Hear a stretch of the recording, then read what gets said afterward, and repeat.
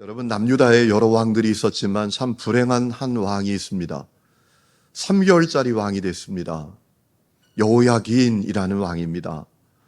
그의 아버지 여호야김을 따라서 18살 때 왕이 됐는데, 18살 때부터 하나님께 악을 행하고 또 참으로 이 결정을 잘 못하는 겁니다.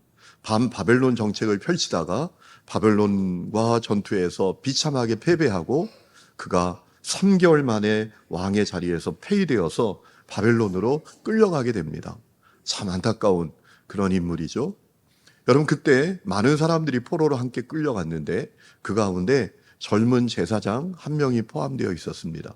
그가 바로 오늘 우리가 말씀에서 만나는 에스겔이라는 사람이죠. 여러분, 그의 나이가 25살이었습니다. 여러분, 25살 나이 얼마나 꽃다운 나이입니까? 그런데 피어보지도 못한 꽃처럼 이제 이방 나라의 포로로 잡혀가게 된 것입니다. 그런데 하나님께서 그에게 특별한 은혜를 주셨습니다. 포로로 잡혀간 지 5년이 지났을 때, 그의 나이 30살이 되었을 때 하나님의 은혜가 그에게 임합니다. 하나님의 말씀이 그에게 임하는 것입니다. 여러분, 에스겔 1장 3절에 이런 말씀이 있습니다. 주님께서 바빌론 땅 그발 강가에서 부시의 아들인 나 에스겔 제사장에게 특별히 말씀하셨으며 거기에서 주님의 권능이 나를 사로잡았다라는 것입니다. 그러니까 에스겔 그 나이 30살이 되었을 때 주께 사로잡혀 쓰임받게 되었다라는 겁니다. 여러분, 이 말씀을 통해서 우리는 중요한 사실을 깨닫게 됩니다. 많은 사람이 있었지만 그 가운데 쓰임받는 사람은 소수였다라는 것입니다. 여러분, 열왕기하 24장 말씀을 보면 이 여호야긴 왕이 포로로 잡혀갈 때 수많은 리더들도 잡혀갑니다. 정치인, 제사장, 수많은 사람들이 잡혀가는데 약 10,000명가량이 잡혀갔다라고 했습니다. 중요한 사실은 그 많은 사람들 가운데 유일하게 이 젊은 제사장 에스겔에게 하나님의 말씀이 임하고 하나님의 은혜가 임했다라는 것입니다. 중요한 사실은 사람은 여럿이었어도 하나님께 쓰임받는 사람은 소수였다라는 것입니다. 저는 이 말씀이 우리 교회 자녀들에게 있기를 주의 이름으로 축원합니다. 저는 기도합니다. 하나님, 우리의 자녀들이 하나님께 쓰임받는 자녀들이 되게 해주십시오. 여러분 가정의 자녀들이 하나님께 쓰임받는 사람들이 되게 해주십시오. 특별히 우리 교회 출신의 사역자들, 박성원 목사님, 이성희 목사님, 김국현 목사님, 또 김성은 전사님, 이건희 전사, 이런 사람들이 하나님께 쓰임받기를 위해서 기도합니다. 여러분, 이왕이면 그래야 되지 않겠습니까? 위대한 하나님의 종이 일어나서 그가 어느 교회 출신이냐? 하늘림교회 출신이더라. 야, 하늘림교회 대단하구나. 그런 역사가 있어야 되지 않겠습니까?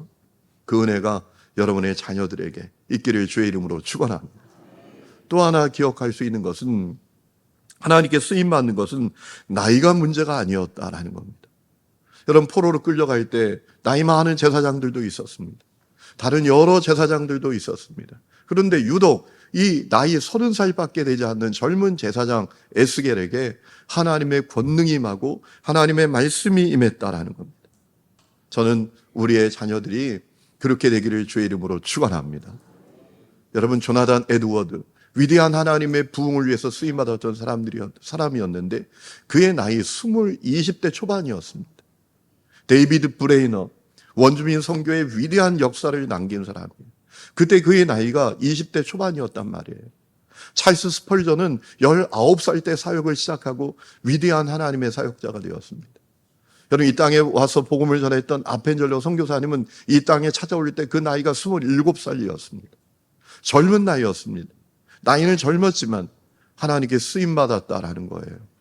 여러분, 제가 목회를 하다 보면 나이가 젊어도 영적으로 어른이 있고 나이가 많아도 영적으로 어린아이가 있습니다. 여러분, 하나님께 쓰임받는 데는 나이가 문제가 아닙니다. 젊어도 어려도 리더가 될 수 있고 하나님께 쓰임받는 위대한 도구가 될 수 있다는 거예요. 오늘 그 역사가 여러분의 가정에, 우리 교회에 있기를 주의 이름으로 축원합니다. 여러분, 에스겔이 하나님께 말씀을 받습니다.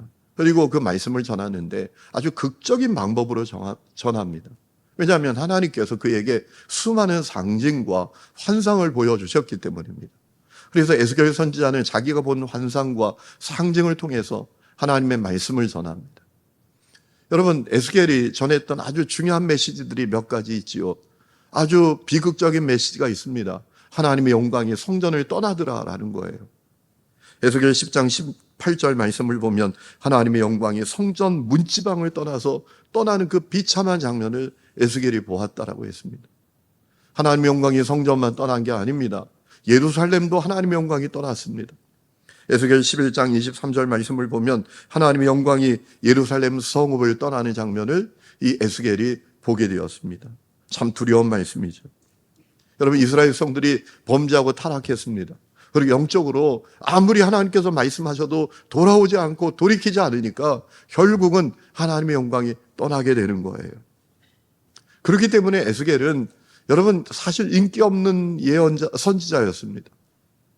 왜냐하면 거짓 선지자들은 이스라엘 백성들이 그렇게 죄 가운데 살고 정말 하나님 앞에 악하게 행하는데도 불구하고 너희들에게 평강이 있을 거다, 복이 있을 거다, 번영할 거다, 패배가 하고 참으로 포로로 끌려갔는데도 금방 해방될 거다, 이렇게 전했지만 에스겔은 달랐어요. 진짜 선지자였기 때문에. 그래서 그는 사람들이 좋아하지 않는 그런 메시지를 전했습니다. 우리가 해방되지 못한다. 여기 포로로 끌려왔지만 이제 포로로 끌려온 정도가 아니라, 이제 전쟁에서 패배한 정도가 아니라 이제 우리는 완전히 망한다. 실제로 10년 뒤에 주전 586년에 여러분 어떤 일이 벌어났습니까? 바벨론에게 유다가 패배한 정도가 아니라 완전히 망하게 되지 않았습니까? 그런 메시지를 전했거든요. 우리는 패배하는 정도가 아니라 망한다. 그러니 해방되어서 국으로 돌아갈 생각하지 말고 여기 마음 붙이고 힘들고 고통스럽고 서럽지만 이 땅에 마음 붙이고 살아야 된다. 이런 메시지를 전하니까 사람들이 에스겔을 너무 싫어하는 겁니다. 핍박하는 겁니다. 여러분, 들을 귀가 열리기를 주의 이름으로 축원합니다. 여러분, 하나님의 말씀을 들어야지 사람 얘기를 들으면 안 됩니다. 그 당시에도 거짓 선지자들이 많았습니다. 하나님의 계획과 전혀 상관없는 교회, 말할 수 없는 죄 가운데 살 때에도 평안할 거다, 번영할 거다, 잘 될 거다, 금방 해방될 거다, 다 거짓말이었지. 여러분, 에스겔이 왜 그런 메시지를 전한 겁니까?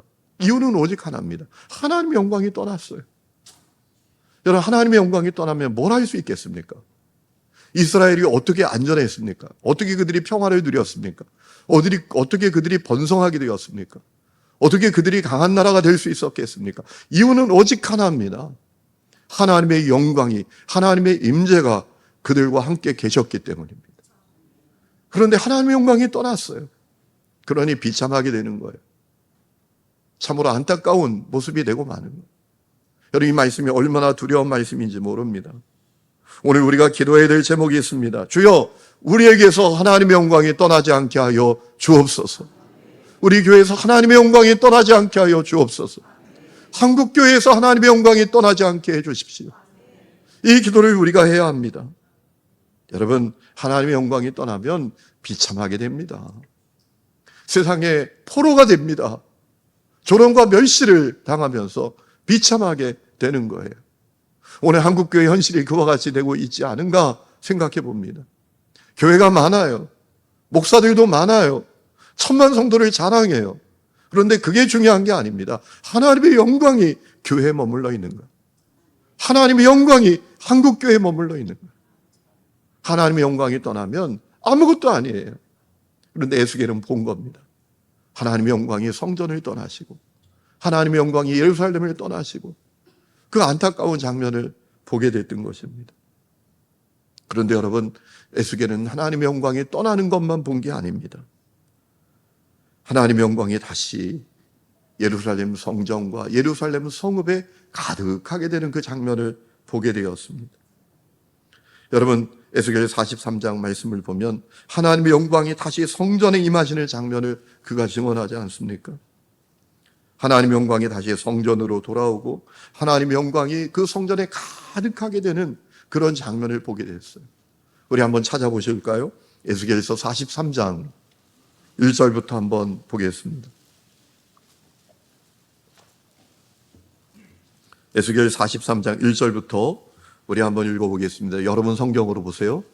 여러분 성경으로 보시라고 화면도 제가 준비하지 않았습니다. 우리 1절부터 한번 읽어보겠습니다. 시작. 그 후에 그가 나를 데리고 문에 이르니 곧 동쪽을 향한 문이라.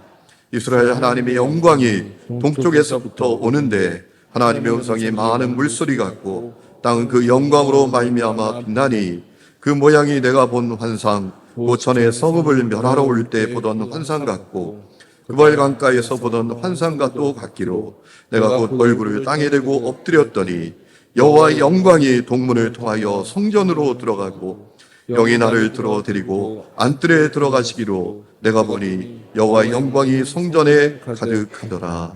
아멘. 여러분 놀라운 말씀이에요. 하나님의 영광이 떠나셨지만 떠난 것으로 끝나지 않고 다시 들어오시더란 말이에요. 그래서 성전에 가득하게 되더란 말이에요. 그래서 아예 예루살렘이 여호와 삼마, 여호와께서 여기 계신다라는 이름으로 불려지게 되었다라고 에스겔이 증언했습니다. 여러분 저는 이 말씀이 너무나 간절합니다. 이 말씀이 우리 교회에 실현되기를 축원합니다. 여러분의 가정에 실현되기를 축원합니다. 한국교회에 실현되기를 축복합니다. 하나님의 영광이 떠나셨을지라도 다시 돌아오시는 이 말씀이 실현되어야 합니다. 여러분 우리의 운명은 오직 하나로 결정됩니다. 우리의 운명은 내가 가진 돈, 능력, 재능, 실력, 만남 이것으로 결정되는 게 아닙니다. 하나님의 영광이 임재하는 것으로 우리의 인생이 결정되는 겁니다. 하나님의 영광이 없으면, 하나님의 임재가 우리 가운데 없으면 우리는 겉으로는 화려한 것 같아도 사실은 무덤과 같아요. 겉으로는 살아있는 것 같아도 사실은 죽음과 같습니다. 여러분 사대교회가 그랬잖아요. 여러분 계시록 3장 말씀을 보면 주님께서 이 사대교회에 대해서 뭐라고 말씀하셨습니까? 네가 살았다는 이름은 가졌다, 모양은 가졌다, 너 대단하고 화려한 것 같지만 너는 사실은 죽어있다. 여러분 하나님의 영광이 떠나면 그렇게 되는 거예요.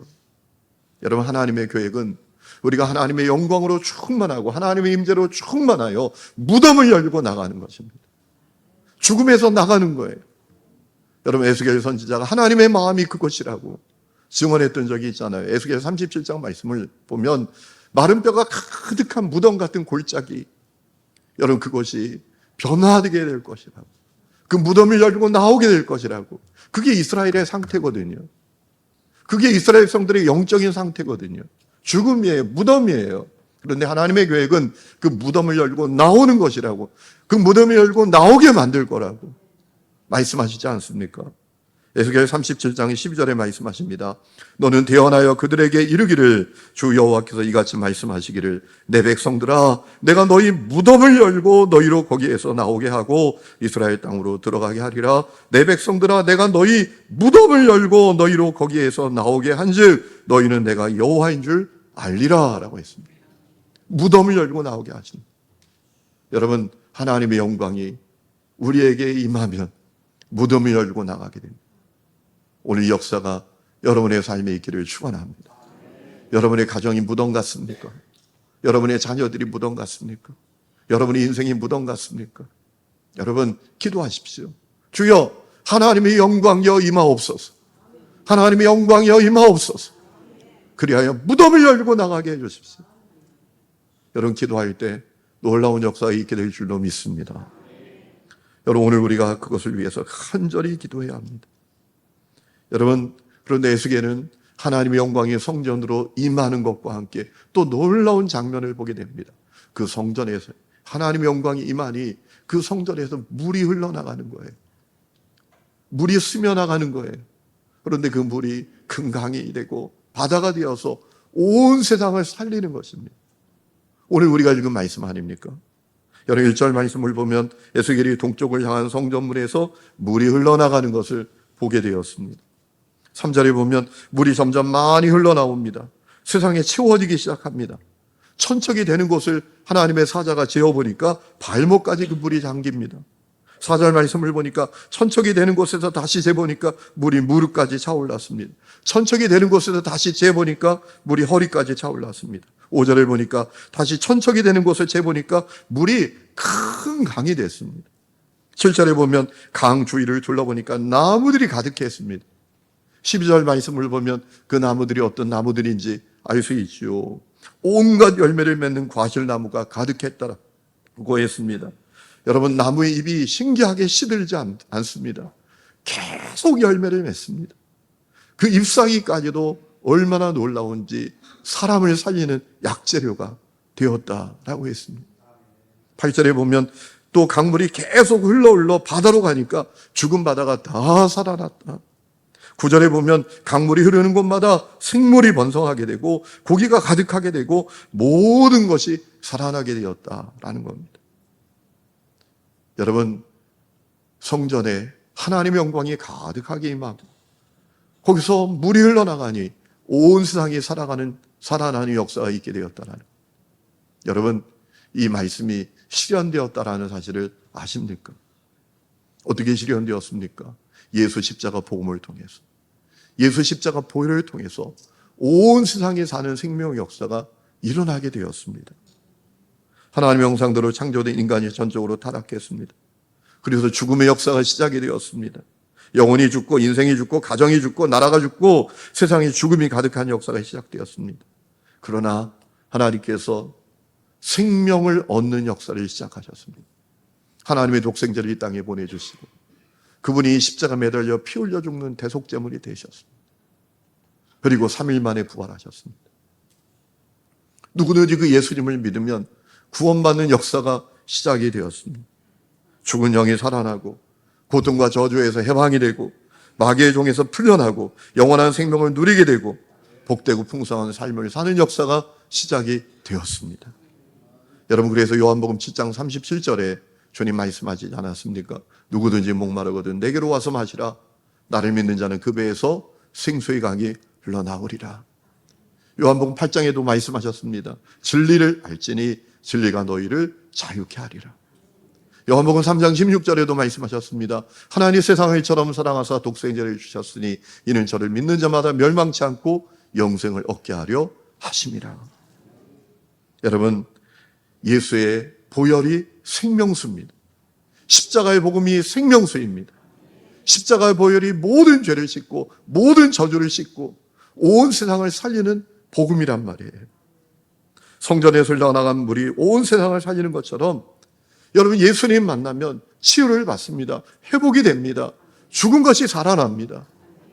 죽은 영혼이 살아나고 죽은 가정이 살아나고 죽은 나라가 살아나고 죽은 민족이 살아나는 그런 역사가 있어 왔습니다. 여러분, 그 증거가 있습니다. 우리 대한민국이 그 증거입니다. 여러분, 몇 가지 사진을 좀 보여드릴게요. 한번 띄워주세요. 두 번째 사진, 세 번째 사진, 네 번째 사진. 여러분, 우리나라 과거의 모습인데 100여 년 전 모습입니다. 몇 세기 전의 모습이 아닙니다. 100여 년 전에 이 땅에 복음이 들어오기 전에 우리가 저렇게 비참하게 살았다. 몇백 년 전이 아니라니까요. 300년, 400년, 500년 전도 아닙니다. 100여 년 전입니다. 선교사들이 이 땅에 와서 구한 말에 찍은 사진이에요. 여러분, 그렇게 비참했다고요. 그런데 천지개벽이 일어나지 않았습니다. 여러분, 우리 과거에 이런 나라를 상상이나 했겠습니까? 이 역사가 어떻게 일어난 겁니까? 우리 예수의 십자가 보혈로 일어난 역사인 줄로 믿습니다. 십자가 보혈이 흘러나가며 사는 역사가 일어났어요. 사람이 살아나고 영혼이 살아나고 가정이 살아나고 나라가 살아나게 된 거예요. 여러분, 오늘 이 역사는 지금도 계속되는 줄로 믿습니다. 그렇기 때문에 우리가 복음을 전해야 돼요. 예수 보혈을 증언해야 합니다. 십자가 복음을 전해야 합니다. 때를 얻든지 못 얻든지 복음을 전해야 합니다. 여러분, 오늘 이 땅이 비참합니다. 온갖 죄와 저주가 가득합니다. 이 나라가 다시 망하게 생겼습니다. 갈갈이 찢겨져 있습니다. 너 죽고 나가 살아야 되겠다라고 합니다. 여러분, 우리 사회 총체적으로 지금 병 들어가고 있습니다. 이건 이루 말할 수 없을 정도입니다. 여러분, 다시 사는 길은 오직 하나밖에 없습니다. 교회가 십자가의 복음을 다시 흘려보내는 것입니다. 교회가 십자가 보혈의 강을 흘러보내는 것입니다. 우리가 하나님의 영광으로 가득하여 십자가 보혈을 흘러보내는 거예요. 그것만이 다시 사는 길입니다. 다른 방법은 없습니다. 여러분 생각해 보세요. 정치인들에게 희망이 있습니까? 정권 잡기 위해서 뭐든지 다 할 수 있잖아요. 거짓말도 편법도 다 할 수 있잖아요. 학자들에게 희망이 있습니까? 전문가에게 희망이 있습니까? 여러분 없습니다. 오직 십자가의 복음만, 예수의 보혈만이 희망인 줄로 믿습니다. 그러므로 우리가 그 보혈의 강을 흘러보내야 합니다. 우리 교회에서 보혈의 강이 흘러나가야 합니다. 부정을 흘러보내지 말고, 문화를 흘러보내지 말고, 정치를 흘러보내지 말고 십자가 보혈을 흘러보내야 합니다. 그러면 사는 역사가 일어나게 됩니다. 오늘 그 역사가 여러분 가정과 이 나라와 한국교회와 우리 모두에게 충만하기를 주의 이름으로 축원합니다.